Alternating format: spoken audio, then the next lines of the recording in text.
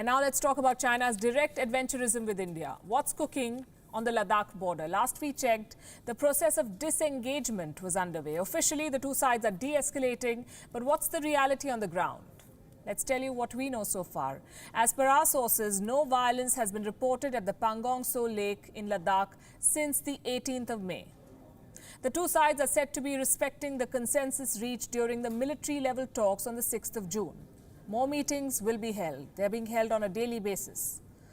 And a gradual step-by-step disengagement is taking place. This is the situation in Ladakh, and this is the official version.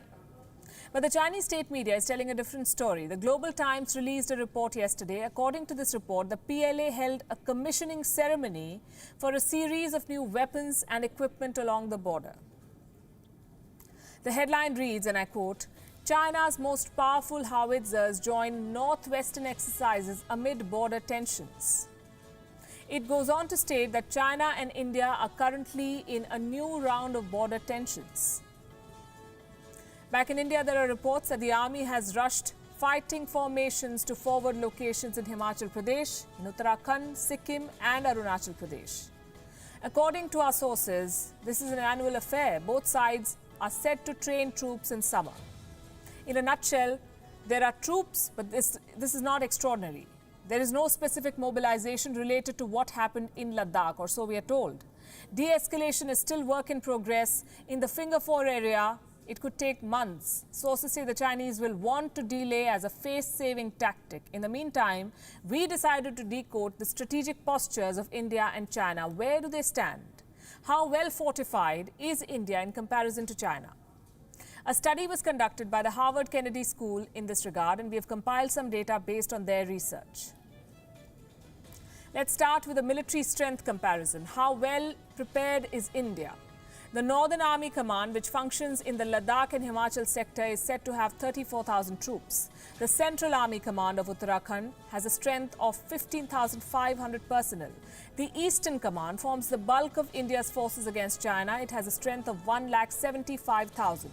India's combined ground forces ready to take on China stand at 2,25,000.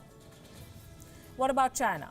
How is it placed? The Tibet military district is said to have 40,000 troops ready for battle. The Xinjiang military district has a strength of 70,000.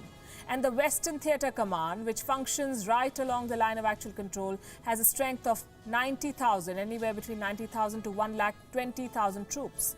The combined ground forces stand at 2,04,000. Let's talk about the Air Force strength. India's Western Air Command is said to have 75 fighter aircraft and 34 ground attack aircraft.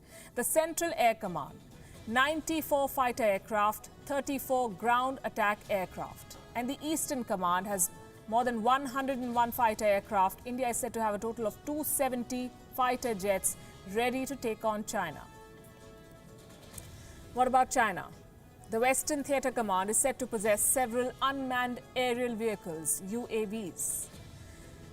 It has 20 precision aircraft UAVs, 20 precision strike UAVs, 12 ground attack reconnaissance UAVs and 12 medium altitude precision strike UAVs. Overall, China has 157 fighter jets ready for battle. If it boils down to a direct confrontation, the balance may be slightly tilted in India's favor. We do hope it doesn't come to that.